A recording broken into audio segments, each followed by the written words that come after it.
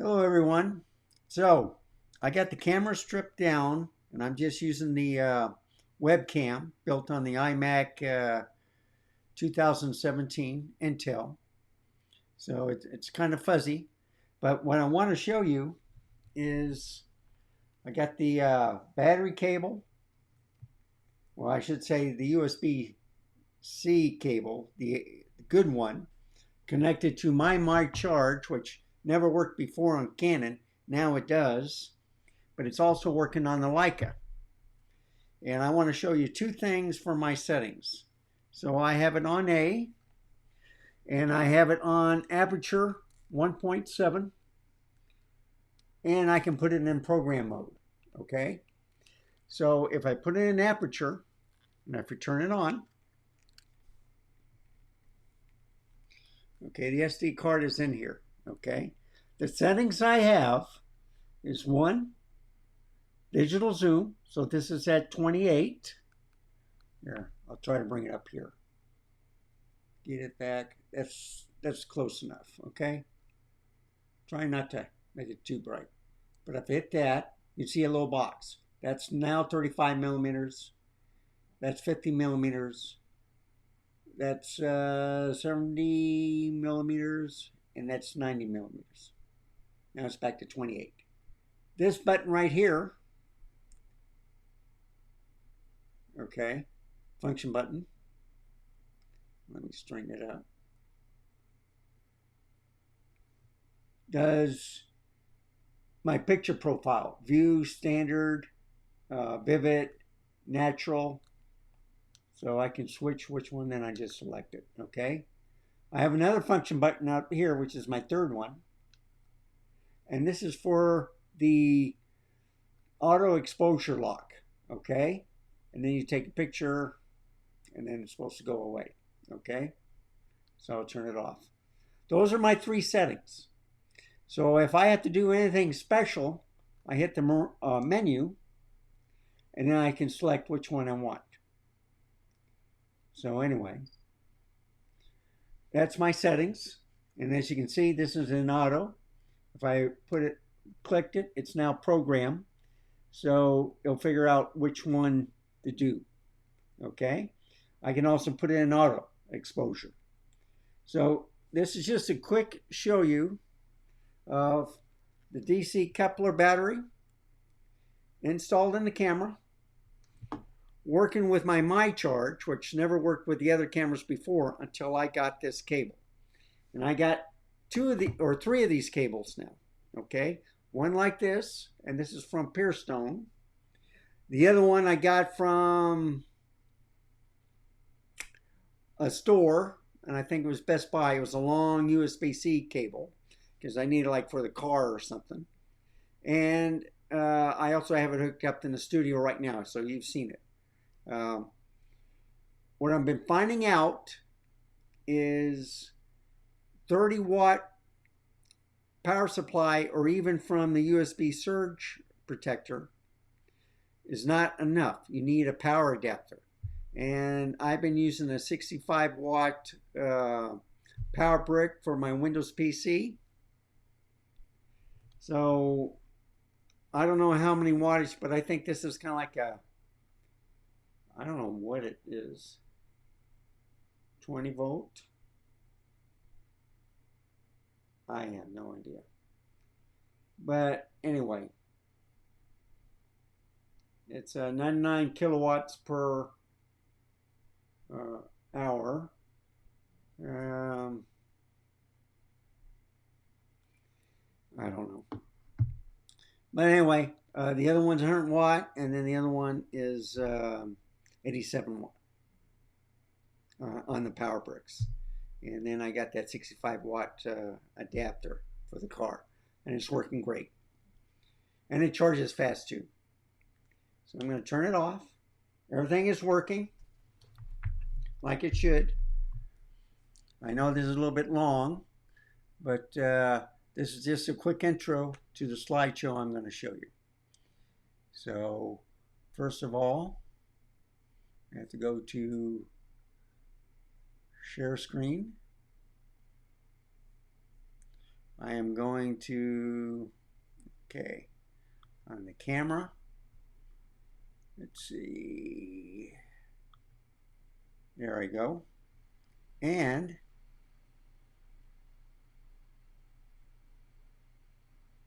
this is just a preview. I'm trying to make it smaller. Yeah, should have fixed it. But anyway, let me show you some pictures. And I'm going to do a slideshow. So I'll just leave it there for now. Okay? And let's do the slideshow. View, slideshow. And I'll talk while this is going on. Okay, so you see me down in the corner. What you're viewing is, on this slideshow, unfortunately, when I have it in portrait mode, you're going to see a skip. But the one thing I want to show you is on each picture, it's all raw files.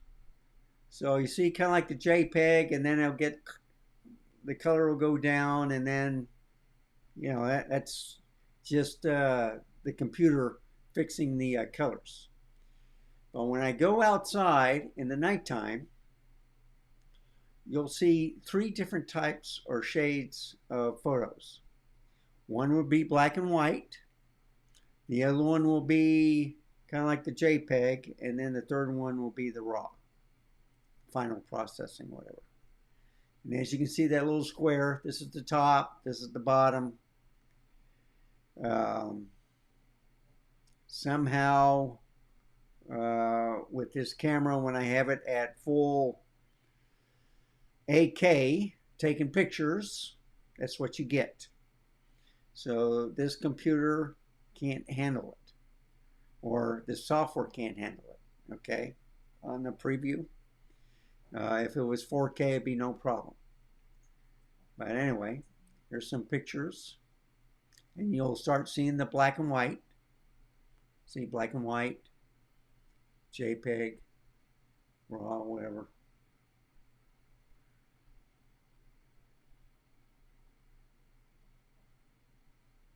So I just have it for RAW, but I've been noticing that this is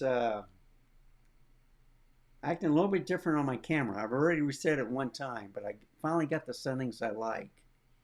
I got picture profiles, but I'm using this right now. Now, these are different shots of the moon. It's a cloudy night. That's when I put the aperture all the way up to f/22, I believe. And this is where I put it halfway. This is dead of night, okay? 1 o'clock in the morning. Now, I'm doing different shots on the TV. I'm learning how to fix it. So I've been practicing with the auto exposure lock. I've been also working on the digital zoom. So I'm trying to figure out what I'm going to use, how to work this camera. And the third setting I showed you was my picture profile. Either I go black and white, high contrast black and white, natural, vivid. I don't like the standard, but that's what I got. I'm also working with the autofocus system. So I've been experimenting with the intelligent autofocus. I think it's lousy, okay? Either you put in AFS or AFC. AFC is if you're tracking. If it's AFS, then I either put it in field of view or I put it on the, what is it? The, oh, let me turn it on. I'll tell you. Okay, menu. Okay, yeah, AFS or the singular. And then if I go into the focusing, okay, this is what. So I got eye, face, body, animal detection. And come on, I'm selecting it. And oh, I gotta turn right. You know what? What may be, and I'm looking at this. Okay. Focus mode. Yeah. Okay, there we go. Multi-field, spot, field, zone, tracking, 3 or eye, face, body detection, or eye, face, body plus animal detection. That's what I usually have it on. If I get into a pinch, then I put it on spot. That's what I was thinking about. Spot or field. Tracking if I use autofocus continuing. And these are the options. I don't know if you can see them, but believe me, that. So there's a leaf shutter in the lens. That's what I gathered with the Q3. So if you're storing it, yeah, just sit it like this. That way the oils or whatever, it sits properly. It doesn't like it like this or like this or like this. I say just do it like that. These guys you see in the Red Dot Camera Talk, so I've been catching up on their videos. They explain a lot about Leica, okay? They're Miami. It's a Miami store for Leica. But I'll say one thing is the only sources I see is like San Francisco, I think Los Angeles, New York, Boston, Philadelphia, and Washington, D.C. So they don't show Miami, but yet Miami's putting up all these great videos where I'm learning how to use my camera and how to use different lenses and the autofocusing. They're very helpful. I recommend it. The thing that got me was YouTube kept shoving this stuff on me, and I says, who are these people? I was either getting red or I was getting these, and I wasn't subscribed to them. But then I got hooked on these two guys because they're two nerds. They're very good. And as you can see, I'm trying the different exposures on the TV. With lights on, with lights off. I've noticed that if you're watching on certain TVs, like in the living room, if there's a light, a -3 exposure compensation works best. If you do, and look at the man in the middle with the white shirt, okay? So I've been experimenting. It's a white with the black checkers on his shirt, or, you know, plaid. And the thing is, some of the colors, when I was doing exposure compensation, was turning the white into blue, or a light blue. So there's a little color correction going on, but you notice that as it's changing, they almost become three-dimensional. All right. So that was the light I had on. And now I'm playing with the exposure lock. Auto exposure lock. Okay. And I'm also using the exposure compensation -3, -2, -1. So when you see the lamp pretty bright, that means that it's not darkening the scene, and I got the auto exposure unlocked.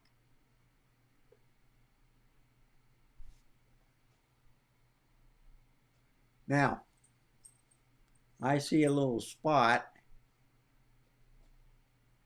and I don't know if that's on the lens. You'll see it.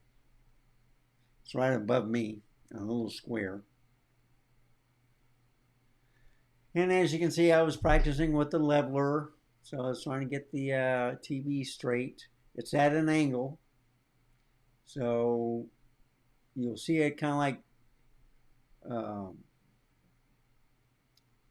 I think their names are Josh and David. I'm not sure. Jose is in the corner. He's the producer. But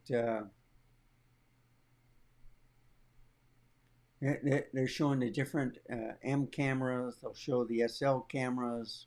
This episode was, I think, the M10R, M10, M11. I don't know. But you can see how I'm messing with the exposure. Now, these are today's photos. So I went to the bank, came back, and was taking some pictures. And you notice the black and white, and then goes into color. And I did take some black and white pictures. Okay? So, what I think this is doing is actually showing you the black and white picture and then the color. It's weird because I wanted just black and white and they're giving me the color because it's raw file. So I wanted to show you on this slideshow. It kind of freaked me out because I said, what's going on? I shot this in black and white and I see the color version.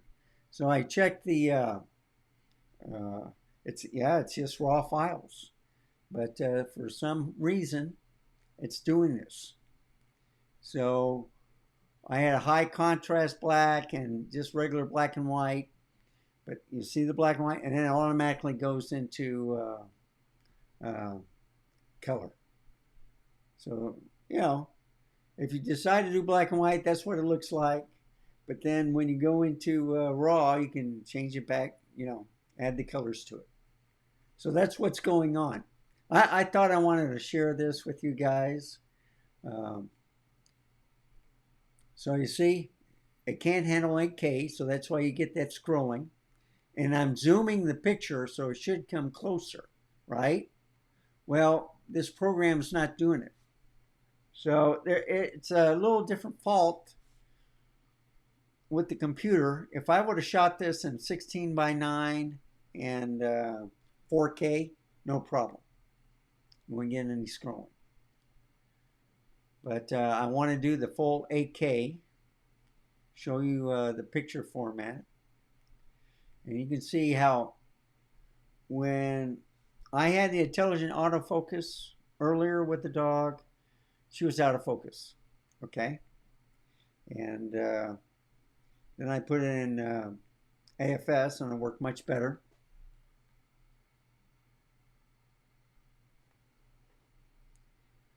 And I get these phone calls.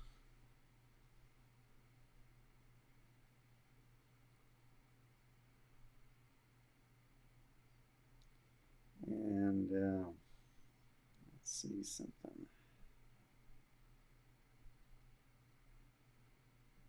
I'm checking my messages.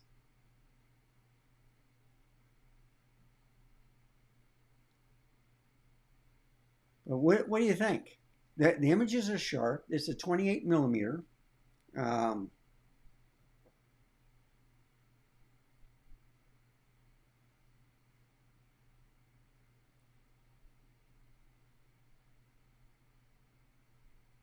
Yeah.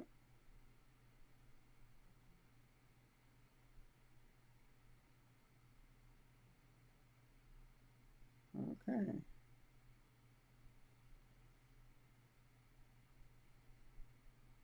Yeah.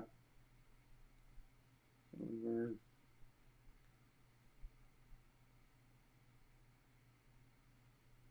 Yeah, a lot of warnings. Okay. And they say Nikon Z5 has firmware output. 1.43. Okay, outstanding.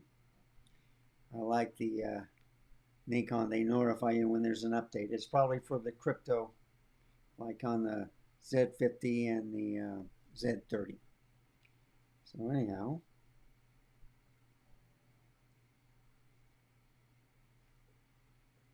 I'll just turn it off. So I'm getting close to the end, and I did. Okay, so I'll close this. I will close this preview. I will go back to my FaceTime.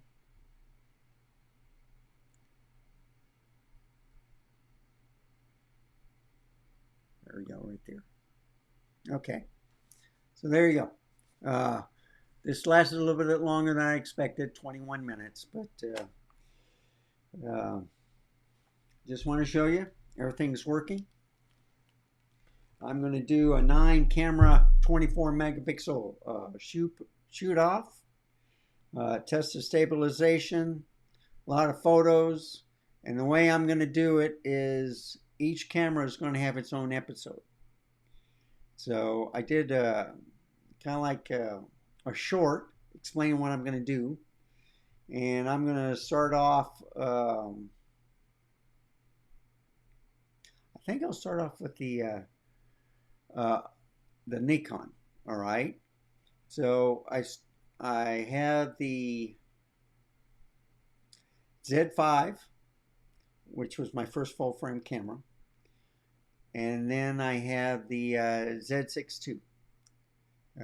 And there's a couple of people that want to see that. So I'm going to show those two off. And then I'll go to the Canon, all right, the R6 II, the R8, both of those cameras. Then I'll go to the Sony A7C, because that's the only 24.5 or 24 megapixel camera I've got. I almost bought the A7C II, and then I looked at the A7CR, and I bought the ZVE1. That's a 12 megapixel. Sibling to the A7S III. The A7C2 is a sibling to A7 IV, and the A7CR is a sibling to the A7R5. And instead of, I think I got a ZVE1 Mark II. I got the, but that's a 20 megapixel camera. So I went with full frame, 24 megapixel. And after those two, then it's the Panasonic's S5 IIX, S5 II, and the Leica SL2S. That's a 24.5 megapixel camera.